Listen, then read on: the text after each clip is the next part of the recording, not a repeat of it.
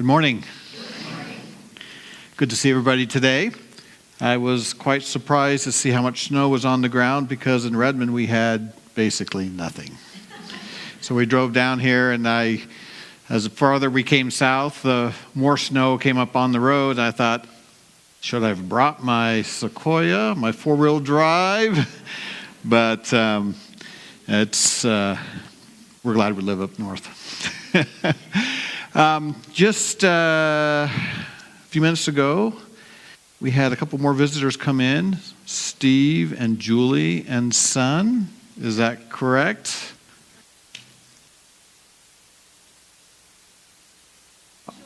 Oh, from Chile. Well, welcome. And so glad to have you guys here worshiping with us today. Well, today we're going to do maybe something a little bit different. I don't necessarily have a sermon prepared, but this, as most of you know, this summer I spent 2 months in the Philippines, and you know that we do run. We have a couple mission projects that we have over there. Our church here has been involved. And so I thought I would just kind of go over some of the things that we've did over there and kind of report on our projects that we have done and tell you a couple stories from the Philippines and show you lots of pictures probably.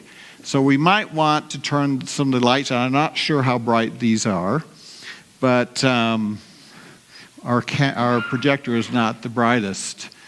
But first I want to introduce to you Pastor Alex and Norma Artigas. They are my father-in-law and mother-in-law, Juneville's mom and dad. And Pastor Artigas was born in 1929 in a little town called Libas, Philippines, on the island of Leyte. And if you know anything of history, the island of Leyte is where MacArthur came back during World War II and to liberate the Philippines. And he landed first on the island of Leyte. And he actually remembers hiding up in the mountains and watching up on top of them, watching the ships and the planes. And they would see the Japanese planes fighting the American planes, and so he remembers that quite well. Well, he was not born an Adventist. He was born and had, how many brothers and sisters? I forgot. 6 brothers and sisters. And when he was 7 years old, his father died. And his mother was left there with the kids. And when he was a teenager, there was an evangelistic series, or some Bible worker came to their little town of Libas. And him and his mom and a couple other brothers, only 1 or 2, not all of them, were converted to Seventh-day Adventists and were baptized. And he then decided that he wanted to study the Bible more, and he didn't want to go to one of the public schools. So when he was at college age, he went to our Mountain View College in the southern island of Mindanao in the Philippines. And there he took accounting, and he also took ministry, and he became a pastor. And he started working. He worked as a pastor in the Philippines for over 25 years. And in 1983, he got a call to come to be a colporteur in Hawaii. And so in 1983, they moved the whole family to Hawaii, which I'm very thankful for, because 2 years later, I met Juneville, and 5 years later, we were married. So it worked out really good for me. In 2000, early 2000, or let's see, I think it was 1999 or 2000, he decided he wanted to go back to his island of Leyte, to his hometown, and he had some property there that he inherited from his mother. and he decided to build a house on there. And so he went and built this house, and was very proud of it. But then he realized that the church that he was baptized into had been in such disrepair, the roof had fallen in, and there was basically no church. And so he said, well, man, I just built this house. I need to rebuild the church. So he started raising money amongst family and friends, and 4 years later, in 2006, he had completed the church, and you can see the church there. This is standing in front of his house, looking down the road, and it's the church on the hill. They call it the Hilltop Church. It has a red roof, so it's easily seen by the traffic on the road. Of course, there's not much, but there's actually, and there it is. There's the church. We dedicated this church in 2006, and in 2007, he felt impressed that he needs to build a school. So in 2009, we were able to raise enough money, and we built, there's more pictures of this church, built a school. Now, to show you where this is in the Philippines, we're looking at the Philippines here, and this is actually central Philippines. So northern Philippines is up higher. That's where Manila is, and southern Philippines is this right in here. Now, right here, where the orange dog says Ormoc, that's very close to where this we're talking about there. And Libas is just a little sleepy fishing village, and most of the people are fishermen there, and they fish, and so there's not much money there at all, and lots of kids. And we thought, well, how can we make the church grow? So he decided that a school would be really good. So he opened up the Libas Hilltop SDA Learning Center. And it's just a preschool. Started out with about 20. We hired one teacher, and we had about 20 kids for several years. And it got so popular that the community was pushing us to have 50 kids. And so we did, actually, and we allowed 50 kids, and the same teacher's still there. So she has, of course it's preschool, so it's not an all-day class, but these students, out of these students who are going through her program, when they go on to the public school just down the road, 90% of them place in the top 10% of the classes that they go to. So they're learning a lot more. And then not only that, but they're learning about Jesus. And this is one way that we are able to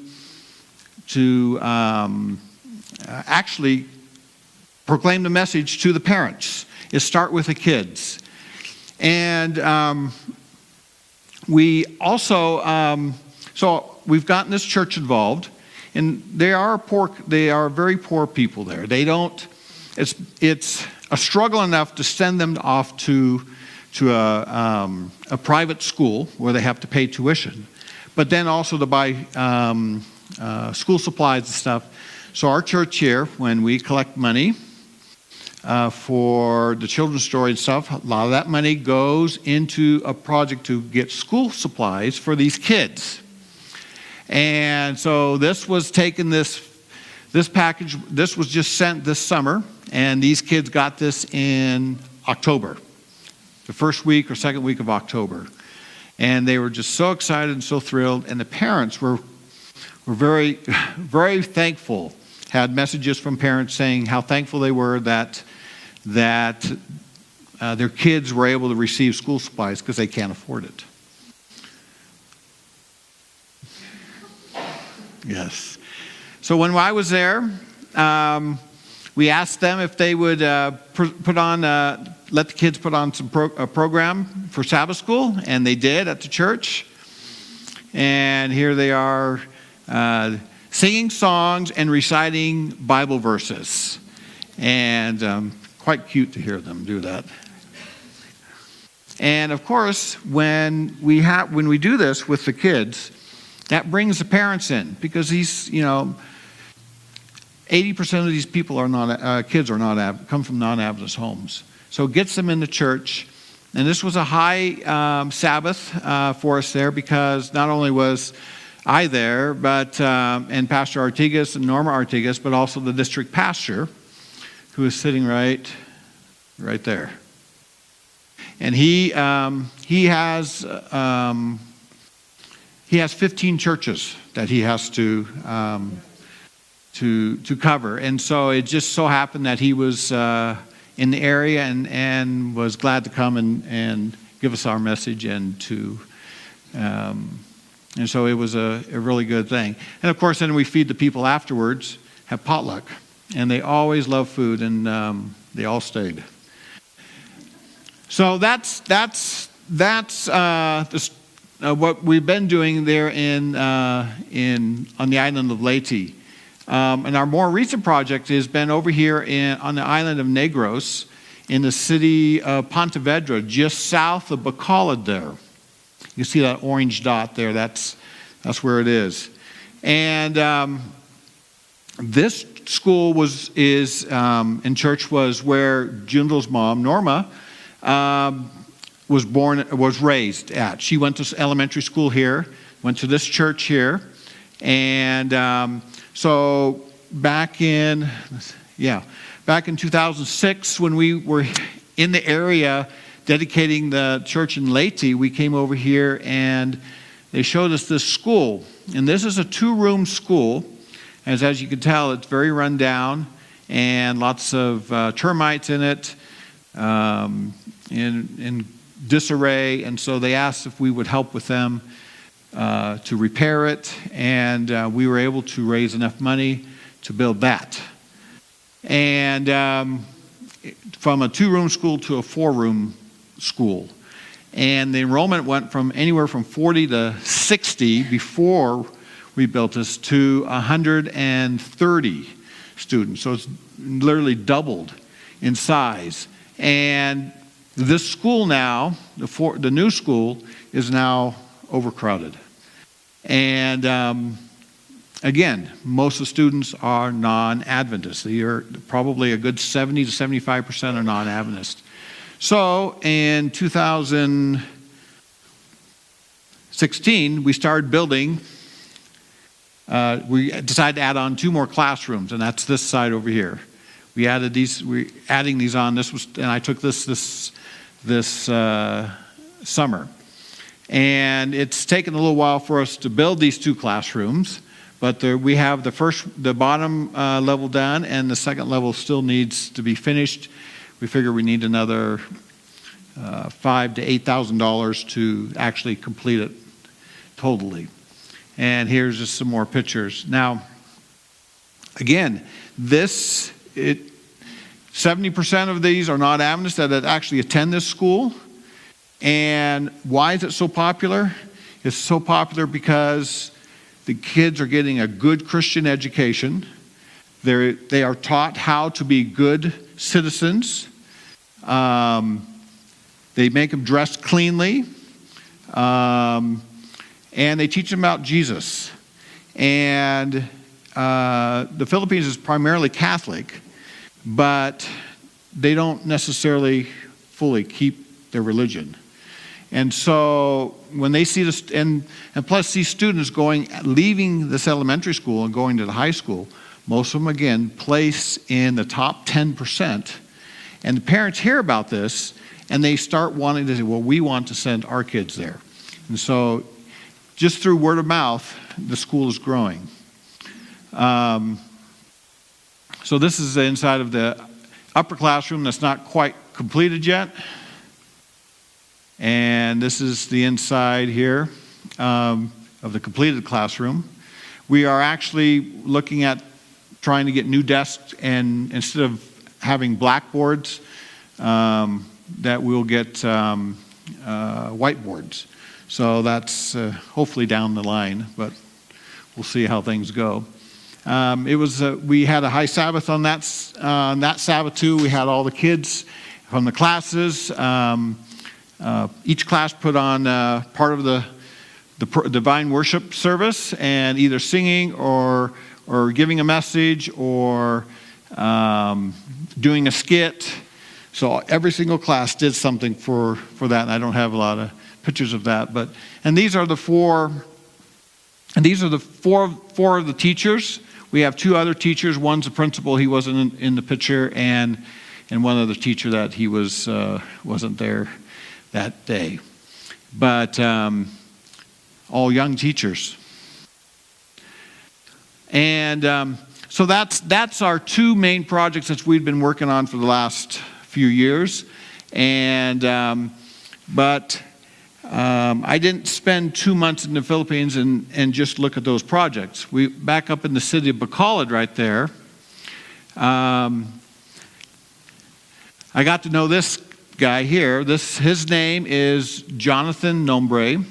He is a pastor. He went to our Adventist college there in the central Philippines and became a minister. And he's graduated, I think, 10 or 11 years ago. And he still doesn't have a job. Why? Because the conference doesn't have money to pay for more extra pastors. So the current set of district pastors they have out there, if somebody goes on to something else or retires or whatever, it opens up a spot for another person. So he's been waiting for a job for that long. But he doesn't just sit around. He's one of the larger churches in the city of Bacolod has adopted him as a pastor's helper, I guess you would say. They call him adopted minister. They pay him a stipend of about $120 a month, and they help out in the church. Well, he decided that there's more to preaching than just at the church. So he started his own evangelism, where he goes into the inner cities and teaches mainly to the indigent or into the very poor or kids, the inner city kids. And so this here is a picture. So when I was there, he asked me to go with him. And in fact, Kathy and Karen were there in the Philippines about a year ago, and they were with him and met him also. And so here we're at the National High School, and they have given him, once a week, they give him 2 classes that he could teach, do Bible studies. And so he goes, and these classes are all volunteers. The students aren't required to go to them. And and here he is preparing for his class. And I want you to look at, for those who remember, look at these pamphlets here. Those are pamphlets that we sent from Light Bearers Ministry, the container, to the Philippines. He is using these pamphlets, and the kids love them, and they're reading them, and as you can see, it's a pretty full classroom. And this is all volunteer. And so this day he was talking about the signs of Jesus' second coming. And then he hands out pamphlets relating to that. And each class is about 50 minutes to an hour long. In fact, when I was there, some of the students did not have another class at the next period, and they stayed and wanted to continue talking about and studying the Bible. So it's a really good thing that he does. We also went to what's called Barangay 39. This is a very poor area, and he went ahead and opened up or did a series of meetings there, a set of weekend meetings.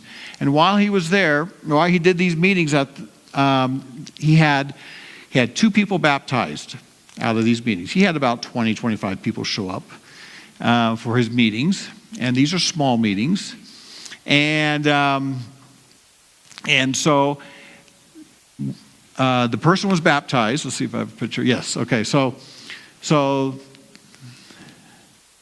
these two, the husband and wife there, they were baptized, and they started this Bible study group. Well, the problem is they didn't have a Bible. None of them had Bibles. And so Jonathan, he's pictured right there, he's in there. He decided, okay, well, I will come when I can to help out. So he would come out and hand out some pamphlets or whatever, something for them to study. But they still don't have Bibles, and they wanted Bibles. So this lady here, whoops, my thing to work. This lady here is an Adventist. She goes to the same church that Jonathan preaches at, and she lives quite close by, and so she goes, oh, I will go help out. So she started attending there, but she doesn't have a Bible either. None of these have a Bible. I said, well, how does she do the Bible study if she doesn't have a Bible? She goes, oh, she has most of it memorized. And so she knows all the stories, she knows all the promises, and so she goes and she tells them about it. She writes promises down, gives it on a piece of paper for them to keep. And so she's very active. So after visiting this, I got to thinking, I says, well, this is awful. I go, how come there's no Bibles? So Jonathan and I decided, let's stop by the ABC bookstore. So we stopped by the ABC bookstore at the conference office, which is not much of much of a bookstore. It's not just some boxes in there and some books. But anyway, so we stopped there and we said, we would like to buy, look into getting some Bibles. And they said, well, what do you want? Well, we want not in the Filipino language, but in the dialect. They said, oh, come back in about 2 days, we'll have, he says, we've already ordered 50 Bibles.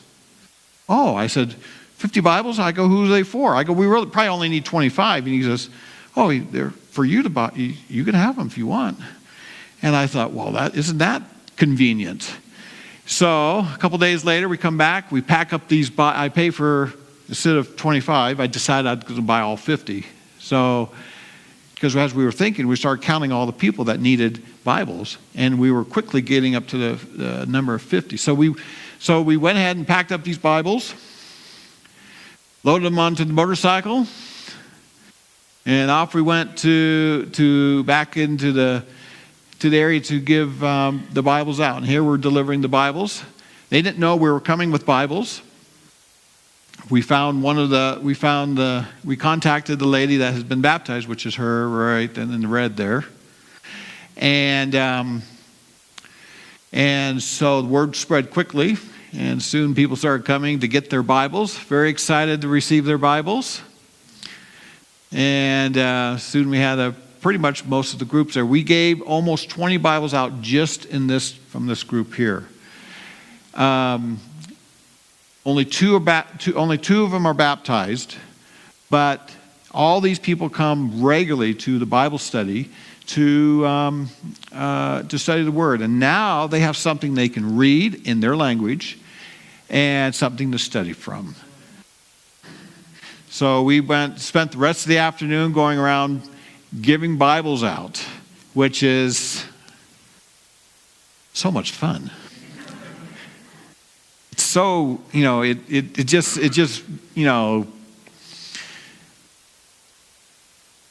puts joy in your heart. So these are just, in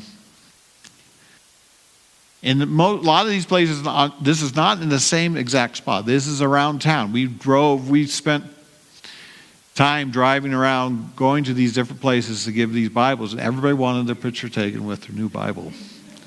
And here's another area of town we went to, and walking down, of course, walking down the street, you always collect children. They start following you. Here they are. Don't know any of them, but they like to have their picture taken. This is at the market, and this is actually Jonathan's sister, who is not an Adventist. He's been wanting her to study but she doesn't have her own Bible either. So we gave her a Bible, and she's very excited, and she is ready to study more now that she has one to read. Now, this is another Bible study group that Jonathan's been studying with for quite a while, for a couple years, I think. It's a father-son, and they believe in the Bible. They love the Bible. They love everything about it. But their only hang-up is the Sabbath. They're born Lutherans. They've been Lutherans all their lives, but the Sabbath is the only thing that they have a hard time with. Jonathan tells them, it's okay, don't worry about it. He says, we'll still come and study the Bible with you every single day or every single week, and they do. And Jonathan had told me that he says that they are now getting to the point where they're understanding the Sabbath better, and has asked us to keep them in our prayers, because he believes that soon that they will be ready to be baptized. Oh, I forget what I put this in here for. Oh, just some more pictures of handing out Bibles. This is, one of the places these people live so poorly, and it's amazing what the Word of God can do, and the hope that it gives you to these people, and how happy they are when they do receive it. Now, this lady here, I know, is the one in the green, is just newly baptized, and the lady on the other side over here, right, is she's studying with her because they're interested, and so we gave them each a Bible. And that's one thing I noticed, that as people get to know the Lord, and they've learned about it, they want to share it. So it seems like every time that there's a baptism, those people who are baptized are now going and sharing the Word of God with somebody else, their friends. Isn't that what we're supposed to do? Oh, and this is actually a video clip, and I think if the sound is on, it just... No, excuse the music in the background, but... Video? Okay. So, I'm very glad to have a Bible for newly baptized. Thank you so much for your sponsorship from USA.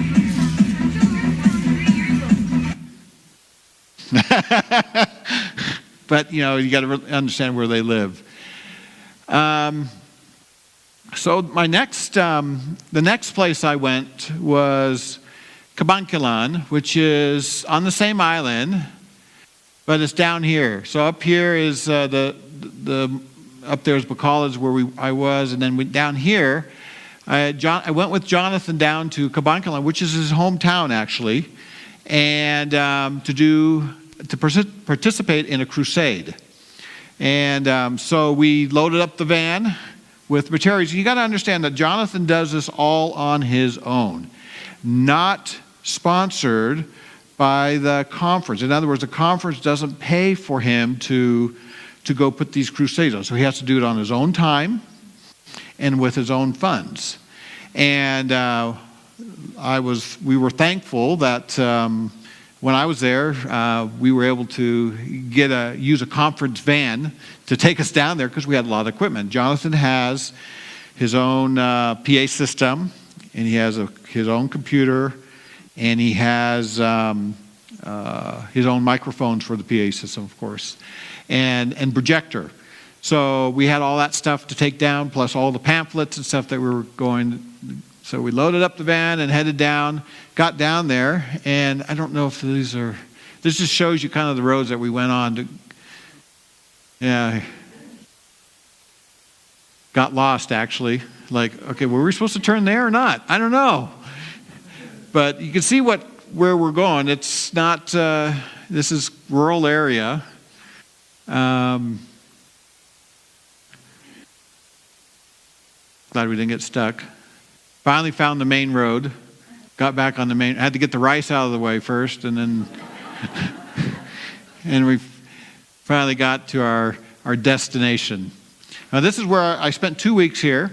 This is the house that I stayed in. This is Jonathan's father's house. They've lived there for 30 plus years. And they told me it used to be just a little one-room thing, but they've expanded it over the years, and now it's actually 2 stories. And no washer dryer. This is the kitchen, dining room,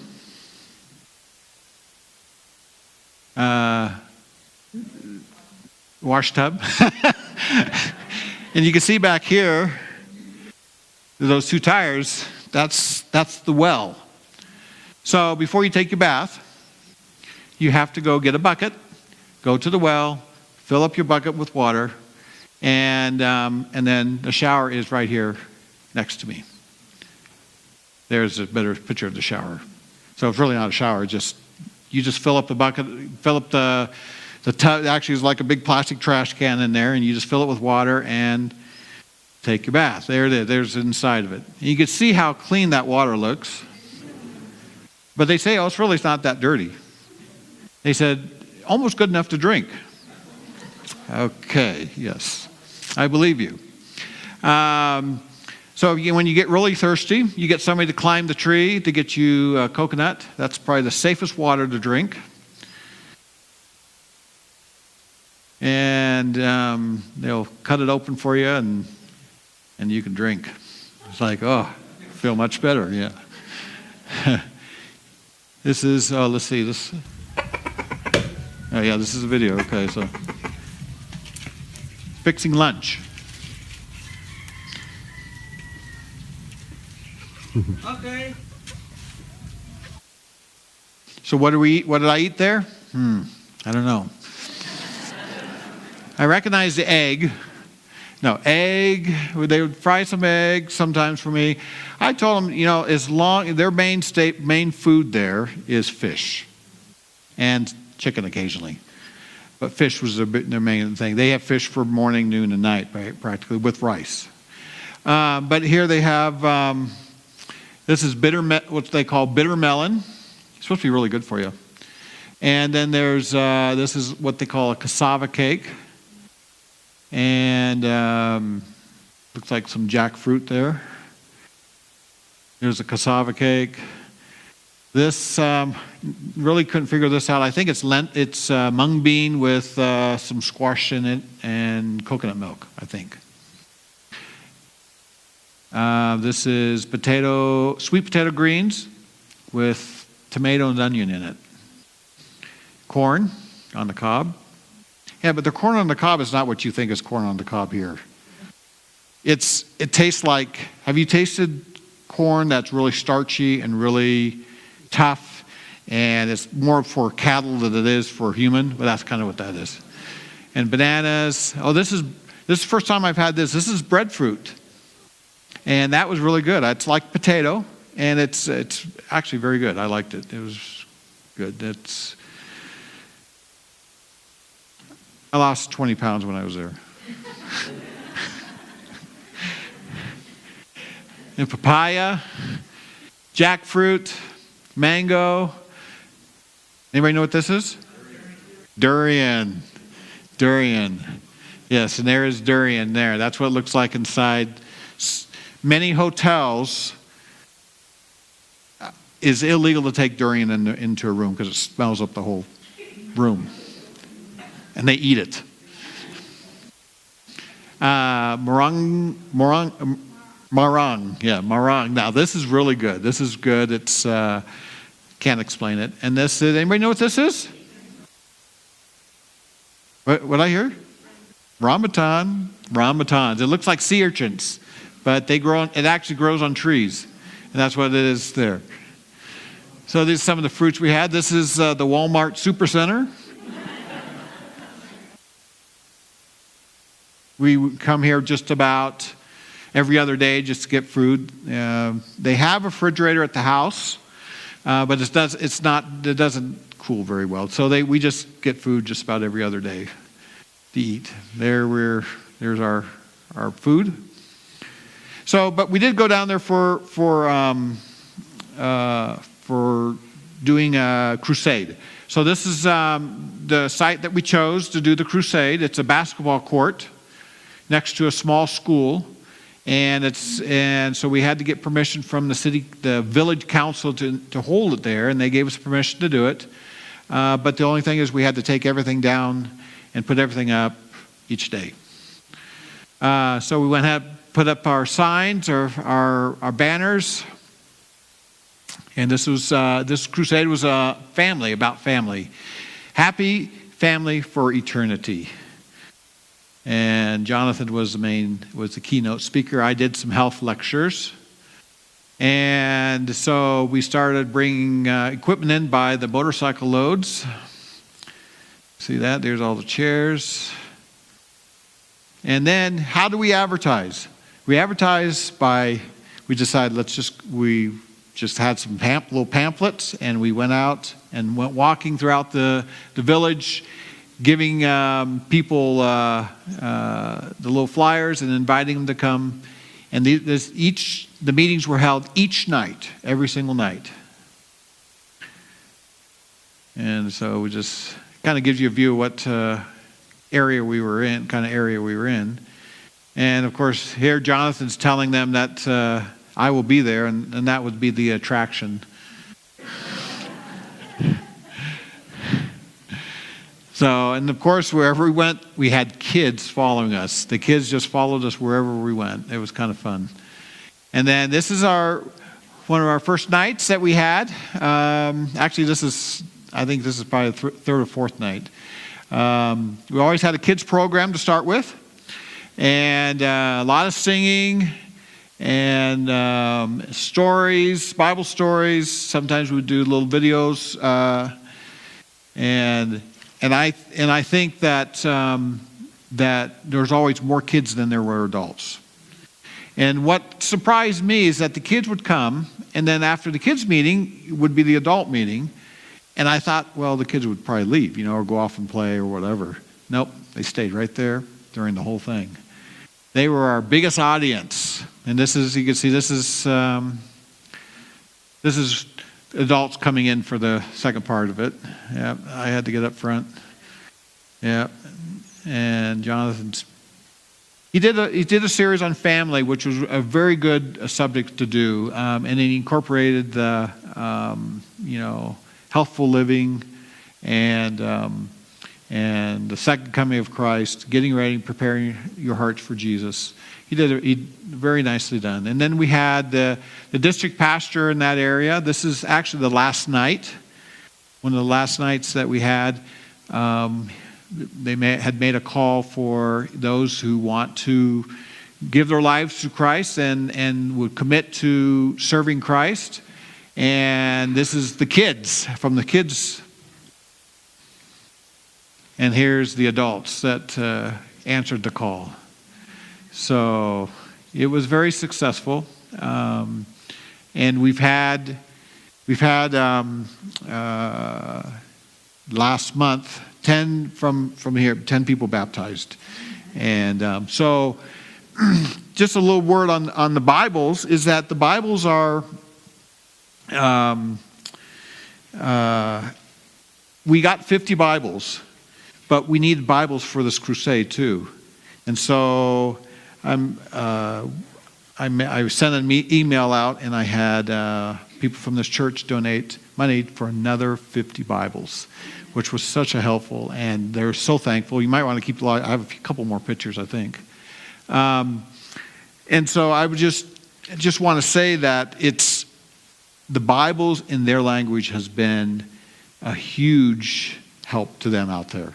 And we are now looking at getting steps to Christ in their language, and the Great Controversy. Those two books particularly will be, we think, and so we're looking at possibly doing that. So I want to kind of switch gears just a little bit now, and I want to tell you a story. This story comes from Juneville's mom. It's her testimony, and this happened back in June of 1973. Now, just a little bit background. This is the southern island of the Philippines. And this island is a lot more dangerous than the other islands, because there's a larger population of Muslims there. And not that the Muslims make it dangerous, it's the extremists that have come in that have made it quite dangerous.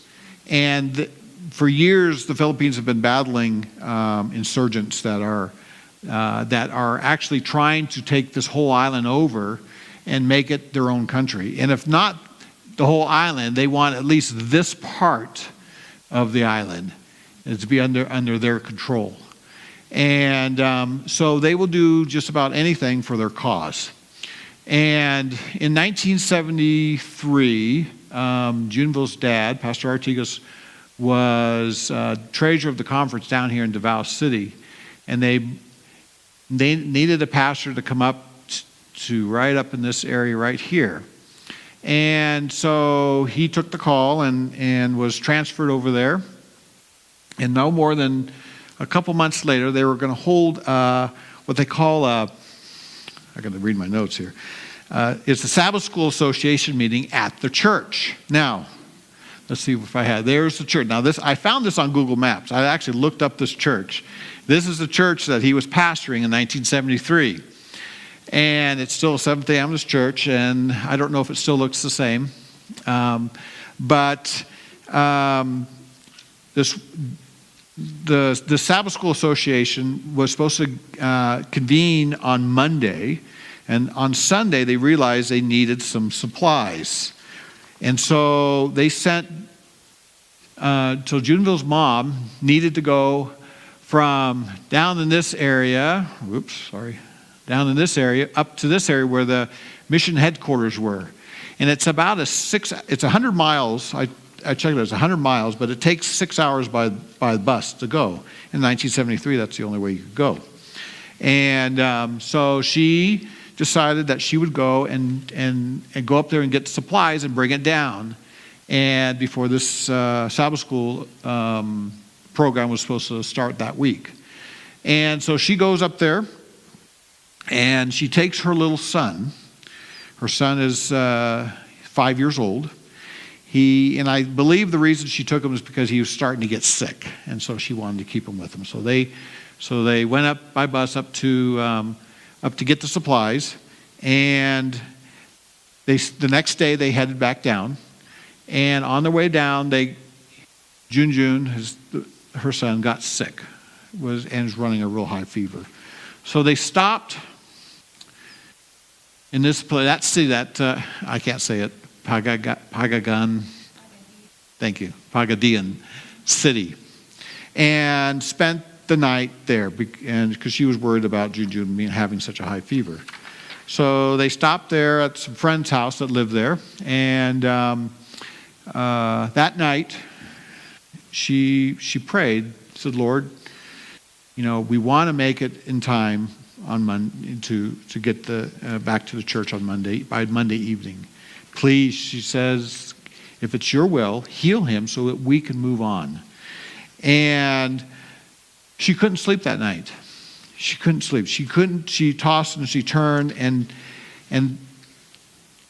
so she woke up and she was just thinking, and the things that went through her mind were 3 songs: "Abide in Me," "Pass Me Not." What was the other one? I think I have it written down here. Yeah, "Pass Me Not," and "Oh Jesus, I Have Promised." And she didn't know why. And so she and she had Bible verses would go through her head too. Like this one: "The angel of the Lord encampeth around those who fear him and deliver them." And Isaiah 41:10, "Fear not, for I am with you. Be not dismayed, for I am your God. I will strengthen you. Yes, I will help you. I will uphold you with my righteous right hand."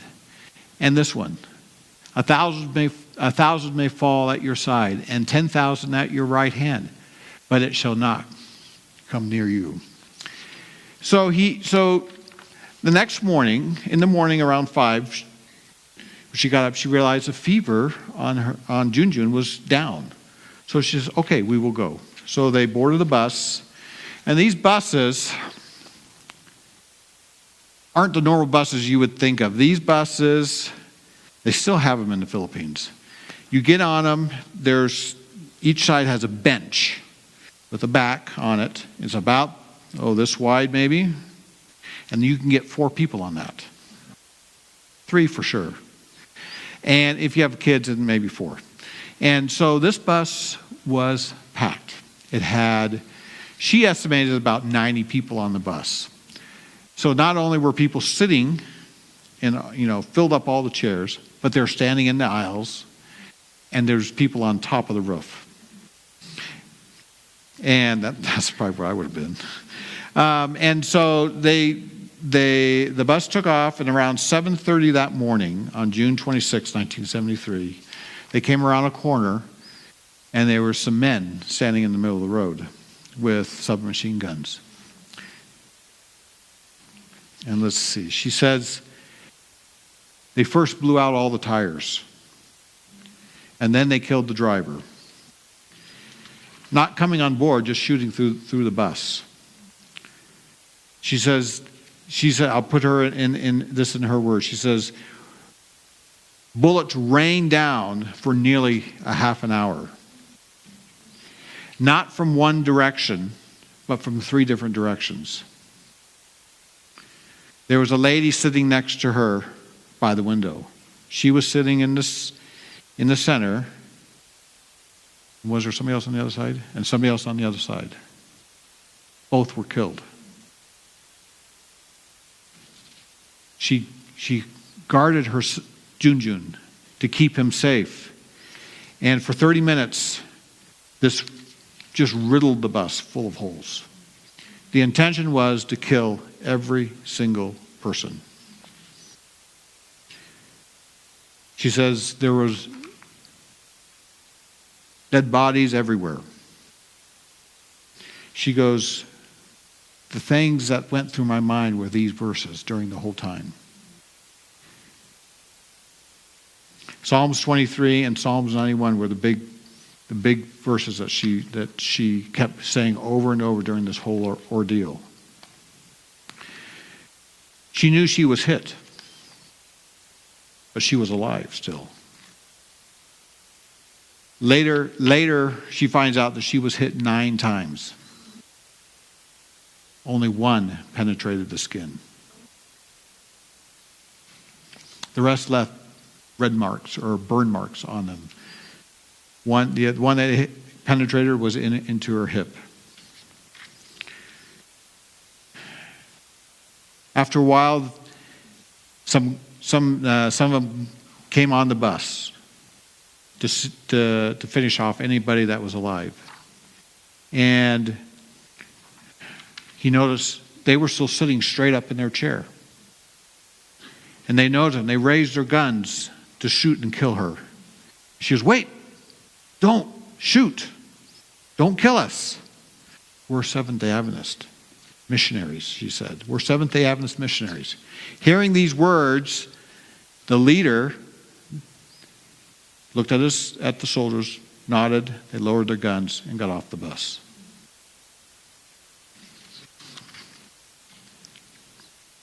She said, during the attack, the power of the Lord sustained my spirit. After I prayed for deliverance of my fear, at the 4th, she said there was 4 attacks, 4 different attacks, is when these people, where the soldiers climbed up on the bus. And she said they saw me and my son still alive, and they aimed their guns at us to kill us. It was only by God's grace that they didn't kill her. They went around and they did come up to her and they took her wallet, her glasses, her watch, and then started taking all jewelries and personal items off the dead bodies that were all around her.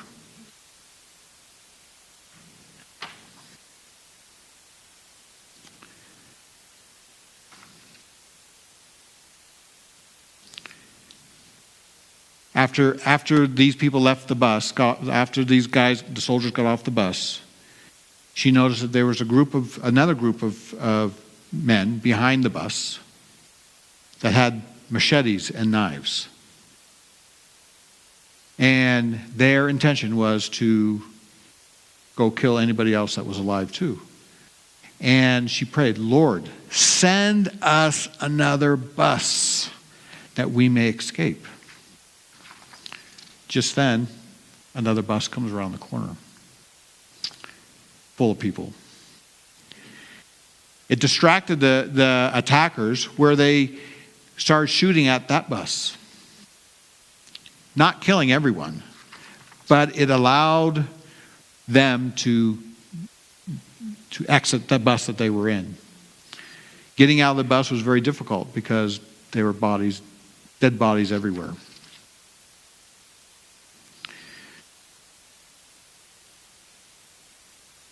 I have to read some of this because I'm telling it, but then I forgot to tell you this. But it says, then my son and I gathered together with those who were alive outside the bus and started walking down the road. A distance away from the bus, a middle-aged man met us and offered to carry my son and on his shoulder so we could walk faster to the town, which was about 5 kilometers away from where this attack was. While they were hiking, another man who is a tall man appeared at our side. He walked abreast with us without talking. The guy that was carrying my son was already sweating while we were walking and talking about the incident. But the tall guy never perspired or never said anything. Because I was already tired and felt exhausted due to the wounds that I'd received, I requested the tall man to carry my shoulder bag and asked permission to hold his arm as we walked, which he allowed.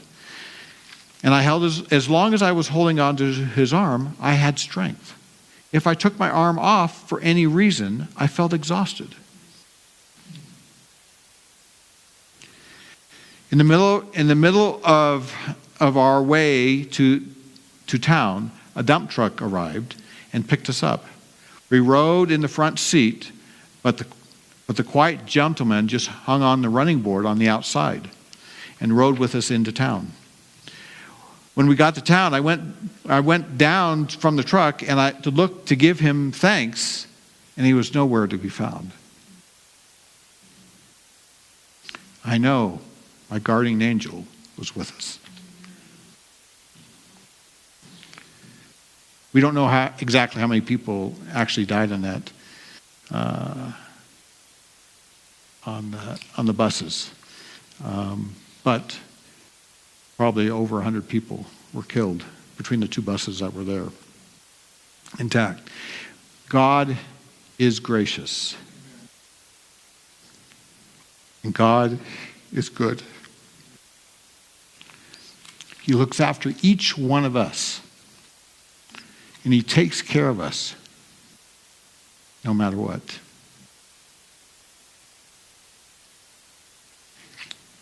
I'd like to sing for our closing hymn. I forgot.